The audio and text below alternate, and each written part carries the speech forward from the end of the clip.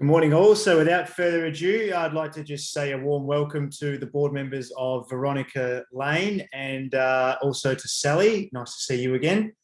My name's Jack Smith from Connect Consulting, and we were brought in by Sally and her upper management team to assist with the transition of the company into online sales and the closing of the brick and mortar stores, and sort of address some of the challenges when facing these large scale organisational changes. And also the new market environment. So we came in, we conducted an in-depth assessment of the company's current state, and I'm here today to propose one solution which we believe will help the company launch into its new external environment. So we'll get right into it with a history of events which has led to Veronica Lane being in the position that it is now. Veronica Lane posted strong financial numbers throughout the last decade, as you're all aware, and experienced huge growth through exclusive brick and mortar training. They've got a very loyal client base, and of course had plans to expand internationally and eventually launch an online e-commerce store as well. And then, as we all know, early 2022 came about and the COVID pandemic closed down a lot of in-store non-essential retailing, which more or less forced the hand and led the decision of the company to go exclusively online to the e-commerce world, especially with the new economic recession and the threat of further lockdowns, which has been put up again this month by the government. So they're moving into the online world now. The women's online clothing retail industry, which is an industry that's worth $1.3 billion, and is tipped to grow year on year by nearly 6%, 5.9%, according to the latest IBIS report. There's a low market concentration, with major companies sort of making up less than 40% of the total market share. And those are large conglomerates rather, ladies and gentlemen, who have two, three larger companies within them. So that figure is a little skewed anyway. But that figure as well is lowering year on year due to new market entrants coming in, and of course most of those markets entrants and the market competitors make up less than 0.1% of the market share. So it is an extremely competitive environment filled with smaller operators and small scale businesses.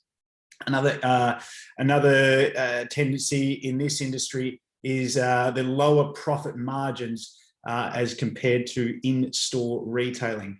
So, and more people though are turning to online retailing, period. And not just in fashion, they're turning to it in all sorts of sectors. So the company is making the right move, especially given it's not an industry which is likely to face the effects of more lockdowns. And in the latest IBIS World Report, they note having marketing expertise as an essential key success factor within the industry, which relates to the proposal that we'll be putting forward today. So overall, the overall situation is that's created these issues for Veronica Lane is being a late market entrant into the fashion e-commerce industry, given it's been going on for some time now. And some of the challenges that the company is likely to face during the large-scale organisational change is notably employee resistance to change. There's going to be some employees taking on new roles. There's going to be some who are working from home or further away from home.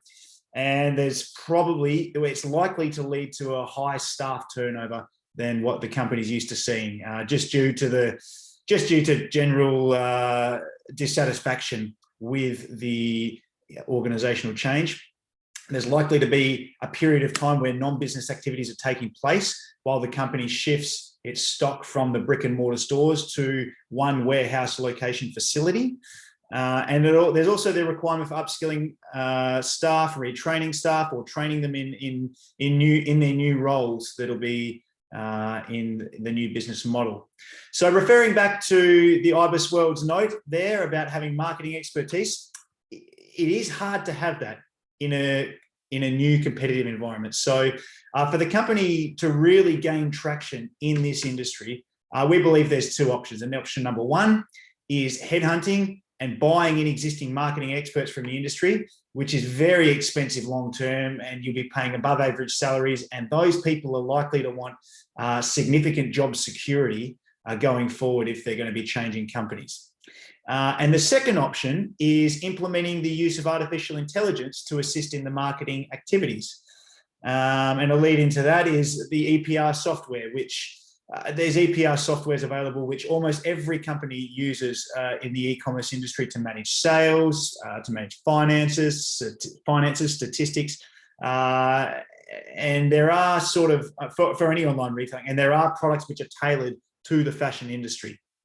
So to be successful, the company really needs to launch with the following. They need the most comprehensive marketing insights and information without the need for an entire marketing team, given the constraints of the budget they have. They need a better understanding of who is visiting their website and those people's profiles. They need the potential to expand their target market or to cater to new ones to really entrench themselves.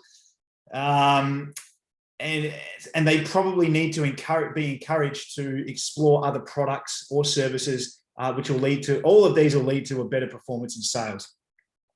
So this launchpad is crucial if the company wishes to gain early traction and to make immediate impact on their new environment. And time is of the essence, because otherwise Veronica Lane is going to seep into the ether and just become another website that the consumers will breeze past. So this is where implementing AI-enabled EPR technology will assist the company by managing the internal and external data put into it. It'll provide cutting-edge insights and market information. It'll have a better prediction on customer churn rates. And Veronica Lane is going to have the information that no other company has in its market bracket. And furthermore, instead of hiring an extensive team of marketers, you're going to have a combination of data analysts, and marketers, which again diversifies the ideas and the opportunity that the company is going to be presented with. Sally and her team. And just as importantly, it is an industry with lower profit margins, as we mentioned before. So the long-term costs of the AI-enabled software replacing human labor is going to work out to be far more profitable. So I guess in concluding, and most importantly, the data insights generated by this AI-enabled EPR software is going to allow company management, so Sally and her team, to make better informed decisions and channel their marketing efforts in a more meaningful way, and develop clear, informed strategies for early growth in the company entering the market. But on the other hand, if the company decides against implementing this AI-enabled software and settling for a more traditional EPR, business management software, something like that, given the late mover status in a highly competitive environment, there's just a couple of things that I wanted to point out that the company might want to consider. That they'll be relying on less reliable data, which is generated by large marketing teams, or bringing in expensive reporting, or referring to expensive reports rather. They require a less diverse, larger team of marketers. So in the long term, it'll be more costly for the company. And essentially, they'll be relying on the same data and insights as what their competitors have, which is going to make gaining that early traction really difficult for the company. So that's our presentation for the AI-enabled EPR solution to the problem of being a late market entry. This concludes our presentation, actually, and I want to just thank the board again for the opportunity to come, and Sally, of course, for the opportunity to come and speak before them. And I'm opening up to an opportunity for any questions anyone might have.